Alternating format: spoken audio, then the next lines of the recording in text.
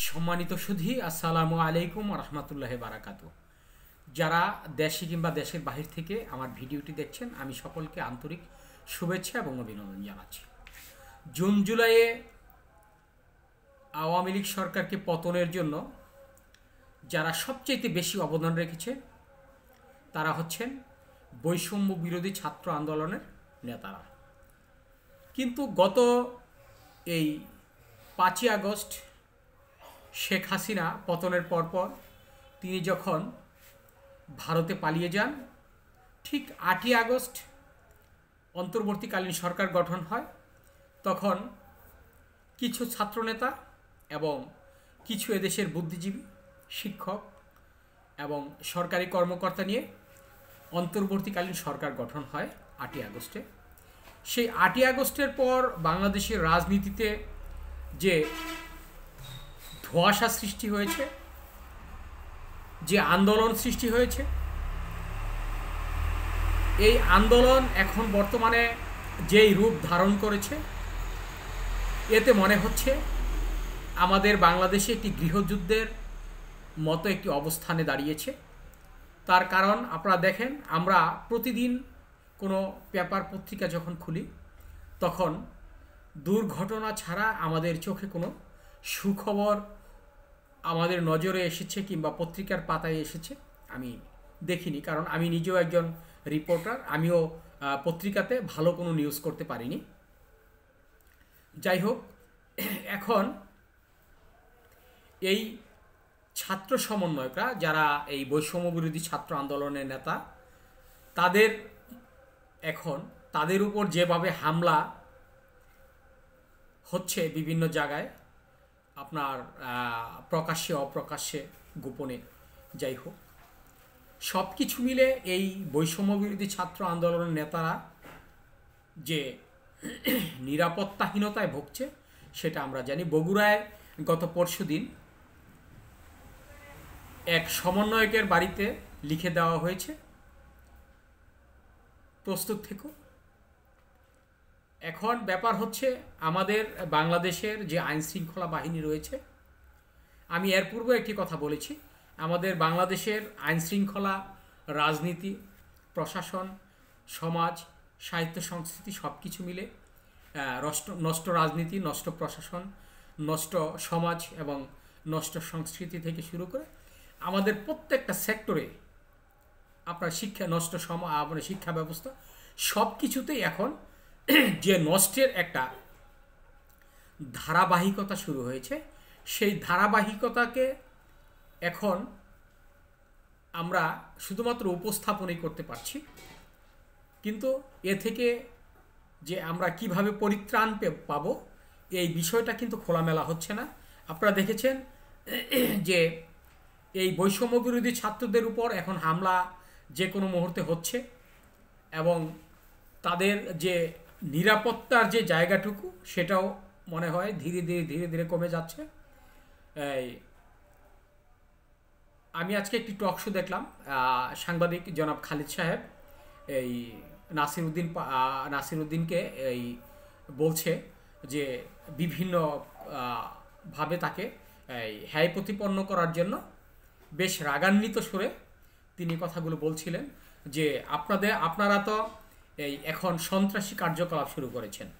হাসনাত আবদুল্লাহ এক টিভি চ্যানেলে, আমি টিভি চ্যানেলের নামটি বলতে চাই না, টিভি চ্যানেলে যে বলেছে যে এই 10 জনের তালিকা দিয়েছে, এই 10 জনকে তারা বরখাস্ত করতে হবে, তারা যাতে এই টিভি চ্যানেলে তারা কোনো প্রকার কোনো সাংবাদিকতা না করে।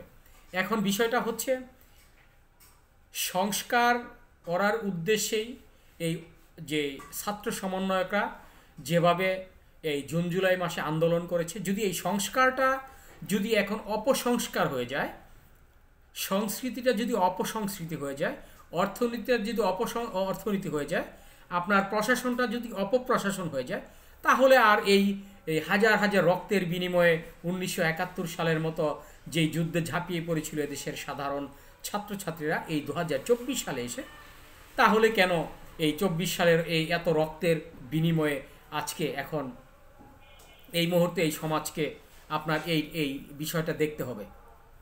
আমি মনে করি যে আমাদের যে বর্তমানে যে এই ছাত্র সমন্বয়করা রয়েছেন তারা যদি সুস্থ মস্তিষ্কে কথা না বলেন এবং তারা যদি আইনকে শ্রদ্ধা না রেখে কোনো রকম নিজের মতো করে কোনো কিছু পরিবর্তন করতে চায়, তাহলে কিন্তু একটা বিভ্রান্তির মধ্যে পড়বে এবং তারা ইতিমধ্যে পড়েও গেছে।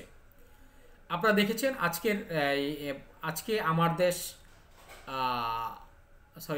আজকে একটি পত্রিকায় লিখেছে ছাত্রলীগ সভাপতি, তিনি বলেছেন 158 জন অর্থাৎ 158 জন সমন্বয়কের নাম ঠিকানা সংগ্রহ শুরু হয়েছে, একটাকেও পালাতে দেব না। অথচ যিনি এই কথাটা বলেছেন এই বাংলাদেশ ছাত্রলীগের সভাপতি, তিনিই কিন্তু এখন পলাতক।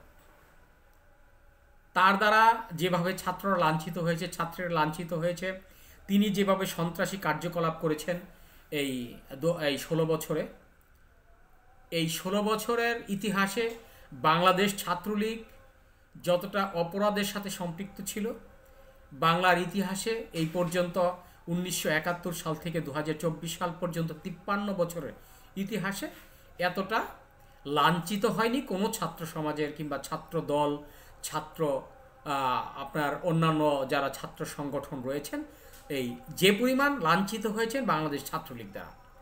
সেই ছাত্রলীগের সভাপতি তিনি 158 জনের সমন্বয়কের নাম লিস্ট করেছেন এবং তাদেরকে তিনি পালাতে দেবেন না। এই যে কথাটা, এটা কিন্তু কোনো ছাত্র রাজনীতিবিদের কথা নয়, কারণ আইন কখনো কোনো ছাত্র রাজনীতিবিদরা কখনো আইন প্রণয়ন করতে পারে না, আইন হাতে তুলে নিতে পারে না। এটা কিন্তু সন্ত্রাসী কায়দায় এই কথাটা বলা হয়েছে। আমরা মনে করি যে এইসব সন্ত্রাসী কর্মকাণ্ড যেমন ছাত্রলীগের করা উচিত না। এখন যেমন বাংলাদেশ ছাত্র দল রয়েছেন, যারা বিএনপির অঙ্গ সংগঠনে রয়েছেন, বিএনপি, স্বেচ্ছাসেবক দল, বাংলাদেশ জাতীয়তাবাদী দল, ছাত্র দল এবং এই সব দল যারা বিএনপির অঙ্গ সংগঠনে যারা রয়েছেন নেতাকর্মী, তাদেরকেও যেমন এই মুহূর্তে বিভিন্ন জায়গায় চাঁদাবাজির কারণে আপনার পেপার পত্রিকায় আসছে এবং এই আওয়ামী লীগের কিছু কর্মকাণ্ডেও যেমন ছাত্রলীগের নামে বিভিন্ন কার্যকলাপ আসছে। এই বিষয়গুলো কিন্তু আসলে ছাত্রলীগের করা উচিত নয়, ছাত্র দলের করা উচিত নয়, ছাত্র সমাজের করা উচিত নয়, ছাত্র সমন্বয়কদের করা উচিত নয়। তার কারণ এই হোসাইন মোহাম্মদ এরশাদ, সাবেক প্রেসিডেন্ট, জাতীয় পার্টির প্রেসিডেন্ট, তিনি কিন্তু এই জাতীয় ছাত্র সমাজকে নিষেধাজ্ঞা করে দিয়েছিলেন। তিনি বলেছেন ছাত্ররা কেন রাজনীতি করবে, তারা যখন শিক্ষিত হয়ে এদেশের শাসনভার গ্রহণ করবে তখন তারা রাজনীতিতে আসবে। ছাত্ররা শুধুমাত্র তারা পড়াশোনা করার জন্য ভার্সিটিতে উঠেছে, কলেজে উঠেছে, স্কুলে উঠেছে। তাদেরকে রাজনীতি করতে হলে অবশ্যই শিক্ষাগত যোগ্যতা অর্জন করে তাদেরকে ছাত্র রাজনীতিতে নিয়ে আসতে হবে। কিন্তু যখন 1991 সালে বিএনপি সরকার ক্ষমতা আসলেন, ছাত্রদল, ছাত্রলীগ যেভাবে আপনার ছাত্র সমাজের উপর বিভিন্ন কৌশলে তাদেরকে আপনার হামলা মামলা করা শুরু করলো, তখন কিন্তু এই ছাত্র সমাজটা, তখন জাতীয় পার্টি ইচ্ছাকৃতভাবেই হোক আর অনিচ্ছাকৃতভাবেই হোক, তখন এই ছাত্র রাজনীতিতে আবার সম্পৃক্ত হতে শুরু করলো।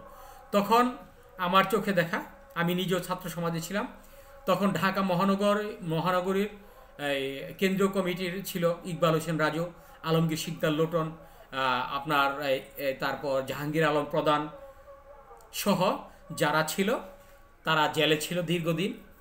তখন আলমগীর শিকদার লোটন চিন্তা করলেন যে, তখন তিনি আপনার জগন্নাথ বিশ্ববিদ্যালয়ের ভিপি ছিল সম্ভবত, তিনি তখন চিন্তা করলেন যে না, আমাদের ছাত্র সমাজ যদি এই মুহূর্তে ঘরে বসে থাকে তাহলে আমরা কোণঠাসা হয়ে পড়ব। তখনই এরশাদ মুক্তি আন্দোলনের জন্য 1991 সালের পরে আবার এই ছাত্র সমাজ এই সংগঠনে যোগদান করেন এবং ছাত্র রাজনীতিতে সম্পৃক্ত হন।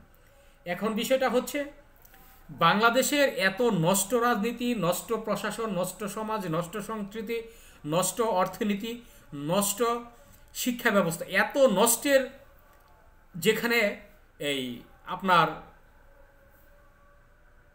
আনাগোনা, সেইখানে কিন্তু কখনোই সুস্থ রাজনীতি বাংলাদেশে কখনোই আশা করা যায় না। যেমন এখন এই বাংলাদেশ আওয়ামী লীগ ক্ষমতাচ্যুত, কিন্তু তারা সেই ঝটিকা অভিযানের মতো একেবারে হঠাৎ করেই কোত্থেকে কীভাবে এসে আক্রমণ চালানো শুরু করে সেটা কিন্তু বোঝা যায় না। তার কারণ বাংলাদেশ ছাত্রলীগকে নিষিদ্ধ করা হয়েছে। এখন যদি আপনার কৌশলে তারা কোনো রকম এই অপরাধের সাথে সম্পৃক্ত হয়, তাহলেও কিন্তু তো ধরতে পারবে না অন্তর্বর্তীকালীন সরকার, কারণ ছাত্রলীগ তো নিষিদ্ধ। আর যখন আর এই মুহূর্তে যদি এই ছাত্রলীগকে নিষিদ্ধ করা না হতো, তাহলে দেখা যেত তারা ঝটিকা অভিযান নয়, তারা এই সংঘবদ্ধভাবে একটা অভিযান চালাতো, একটা মিছিল করতো, মিটিং করতো, সেখানে হয়তো বা কোনো আক্রমণের চিহ্ন রেখে যেত, তখন তাদেরকে বোঝা যেত এটা ছাত্রলীগ করেছে। এই মুহূর্তে সমন্বয়কের যে সমস্যাটা আমরা দেখছি, এই সমন্বয়কদের উপর এখন বর্তমানে বিএনপি খেপা, জাতীয় পার্টি খেপা, আওয়ামী লীগ খেপা।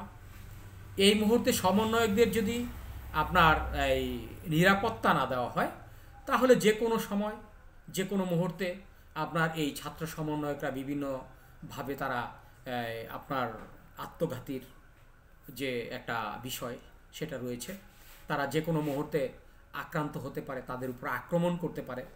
এই বিষয়গুলো সরকারকে মাথায় রেখে, এই অন্তর্বর্তীকালীন সরকারকে মাথায় রেখে এই ছাত্র সমন্বয়কদেরকে এই বিভিন্নভাবে সাহায্য সহযোগিতা করতে হবে। এবং আপনারা জানেন যে এই বৈষম্যবিরোধী ছাত্র আন্দোলনের সাথে যারা সম্পৃক্ত ছিল, তারা নতুন একটি দল ইতিমধ্যেই আত্মপ্রকাশ করেছে। এই আত্মপ্রকাশের মাধ্যমে এখন সব দলের শত্রু এখন এই ছাত্র সমন্বয়করা। তাদের উপর যে একটা শনির দশা এসে পড়েছে, এবং ইতিমধ্যে কয়েক মাসের মধ্যে তাদের উপর যেভাবে ঝাঁপিয়ে পড়েছে বিভিন্ন সন্ত্রাসী এবং বিভিন্ন মাধ্যমে, এই বিষয়টা আমরা খুব সুন্দরভাবে দেখতে পাচ্ছি এবং খুব স্পষ্টভাবে বুঝতে পারছি যে তাদের এই মুহূর্তে একটি শনির দশা তাদের ঘাড়ে চেপে বসেছে। এই শনির দশা থেকে মুক্তি পেতে হলে অবশ্যই এদেশের সরকার, যিনি এখন বর্তমানে অন্তর্বর্তীকালীন সরকার রয়েছে, তাদেরকে বিভিন্নভাবে সাহায্য সহযোগিতা, এই প্রশাসনের যে আপনার তাদেরকে এই দায়িত্ব, তাদের উপর নজর রাখা, সব কিছু মিলে তাদেরকে নিরাপত্তা দিতে হবে। এটাই আমরা এখন বুঝতে পারছি। নতুবা যে কোনো মুহূর্তে অঘটন ঘটতে পারে।